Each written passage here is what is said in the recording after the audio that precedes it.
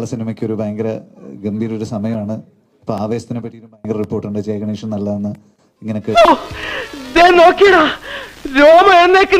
കേട്ടു. അപ്പോൾ നമ്മുടെ സിനിമയും സ്ട്രോങ് ആയിട്ട് നിൽപ്പുണ്ട്. എല്ലാ സിനിമകളും ഓടട്ടെ. മലയാള സിനിമയുടെ സുവർണ കാലഘട്ടം.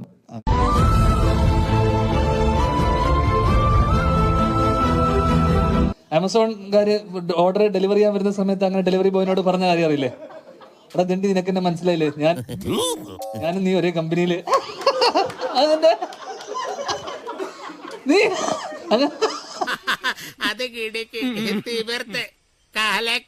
ഇവിടെ ഒരാള് ഭയങ്കര മിസ്സിങ്. ബേസിൽ ജോസഫ് ലോഡ്ജിൽ റൂം എടുത്തിരിക്കുകയാണ്. കഥയുടെ അവസാനം എന്നെ എന്തിനാണ് വിളിച്ചത്? നീ അപ്പോഴാണ് ഞാൻ ഒരു വഴിപോക്കൻ. കേട്ടത് എന്റെ പെർഫോമൻസ് കണ്ട് സഹിക്കാൻ പറ്റാതെ ഞാൻ പറഞ്ഞല്ലോ.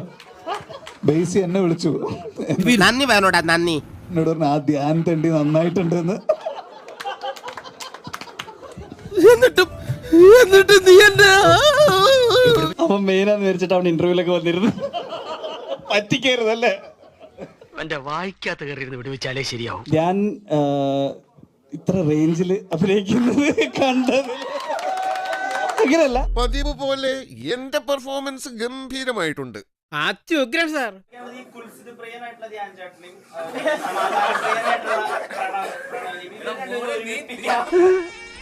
വെറുതെ കഴിഞ്ഞ ആഴ്ച നടന്ന കാര്യങ്ങൾ പറഞ്ഞ് എന്നെ നാറ്റിക്കരുത്. എല്ലാ പടത്തിലും ഡബിയുമ്പോ കിതപ്പ് ഡയലോഗ് കട്ട് ചെയ്ത് കളയുന്നത് ഇത് മാത്രം വെച്ചതാ. സാരില്ലടാ, നീ എവിടെ പരിപാടി അവതരിപ്പിച്ചാലും ഇത് തന്നെയാണല്ലോ നിന്റെ വിധി. ആമസോണിന്റെ സബ്സ്ക്രിപ്ഷൻ ക്യാൻസൽ ചെയ്തിട്ട് ഒന്നിടഞ്ഞു നോക്കണ